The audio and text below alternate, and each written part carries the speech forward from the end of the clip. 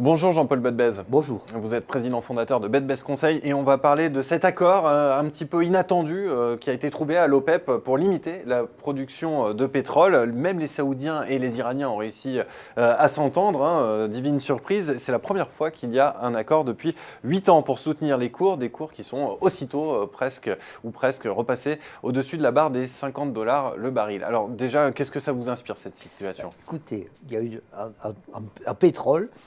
L'adage, c'est pomper moins, vous gagnerez plus. Et c'est ça.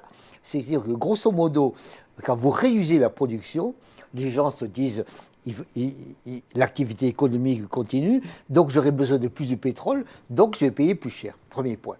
Donc, il y a l'idée de réduire la production. La deuxième chose qui se passe, c'est que ça faisait des mois qu'il y avait une surproduction de pétrole. Une surproduction considérable. C'est-à-dire que non seulement les gens de l'OPEP produisaient plus que prévu, mais que les gens hors OPEP produisaient plus que prévu, plus les États-Unis. Et donc on avait un truc étonnant, c'est-à-dire que vous avez plus de pétrole qui arrive au moment même où l'économie se met à plonger ou ralentir. Et donc à ce moment-là, le prix du pétrole passe de 120 à 25 avant de remonter. Et la seule façon de dire arrêtez de faire des folies, arrêtez de produire, envoyez le message comme quoi vous allez arrêter de produire et vous verrez, ça remontera.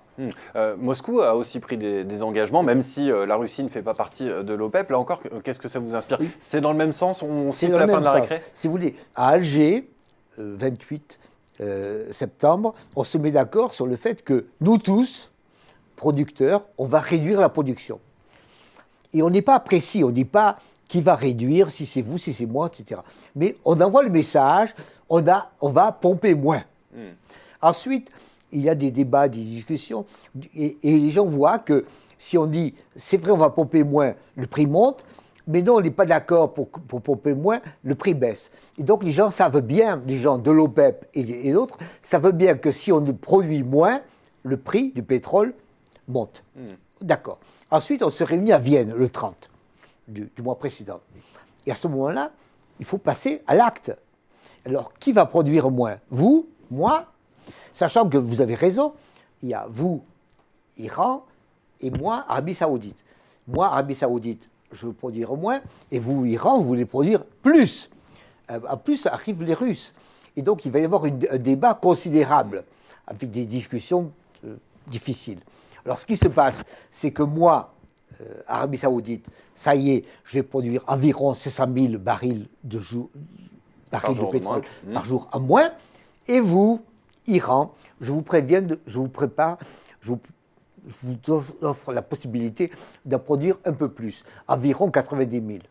C'est-à-dire que moi, je suis gentil avec vous, et vous n'êtes pas très content parce que vous voulez produire beaucoup plus. Et donc, c'est un arrangement de cette nature. Ensuite, je demande aux Russes d'intervenir et d'aider à hauteur de 300 000 barils jour. Et donc, c'est une opération économico-politique, etc. Géopolitique. Mais c'est une caractéristique. C'est invérifiable.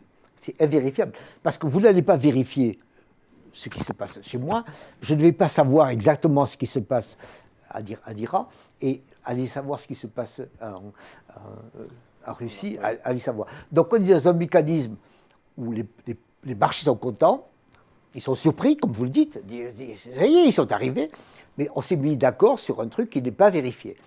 Alors pour le moment ça marche, on verra dans un an ou deux comment ça se passe, on verra même dans environ un an, si ça stabilise le marché. Et ça stabiliserait le marché autour de 60. On n'aura plus 120, mais on n'aura pas 25. Alors effectivement, on a du mal à voir ce qu'il y a sur le dessous des cartes. Est-ce que néanmoins, on peut définir des gagnants et des perdants dans cette situation? Le gagnant, ce sont les États-Unis. Ce sont les États-Unis. Oui, tout simplement parce que vous et nous, on a réduit la production, et eux, non. Ils n'ont pas signé. Et donc, ils vont produire.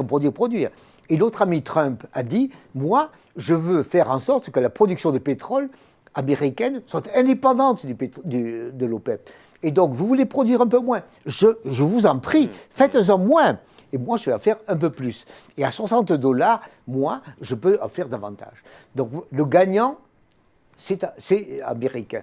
Les perdants, d'une certaine manière, ce sont ceux qui rêvaient d'une remontée. Et d'une certaine manière, le mécanisme est assez équilibré entre les gagnants et les perdants à l'intérieur de l'OPEP. Le pays qui est dans une situation tragique, c'est le Venezuela, situation d'hyperinflation, situation de crise, qui finira très mal, très très mal. Mais eux, ils étaient déjà très malades. Et le fait, ils ont accepté, même dans cette situation-là, de réduire un peu leur production. L'Irak a accepté aussi de réduire la production. Vous voyez bien que même des pays en guerre ou des pays en difficulté sociale ont accepté en se disant « pompons moins, on gagnera davantage ». Vous voyez bien à quel point tout ceci est très tendu. Effectivement, et puis très complexe et très opaque aussi. Merci beaucoup Jean-Paul Bedbès de ce décryptage de ce dernier accord de l'OPEP. Merci. Merci à vous.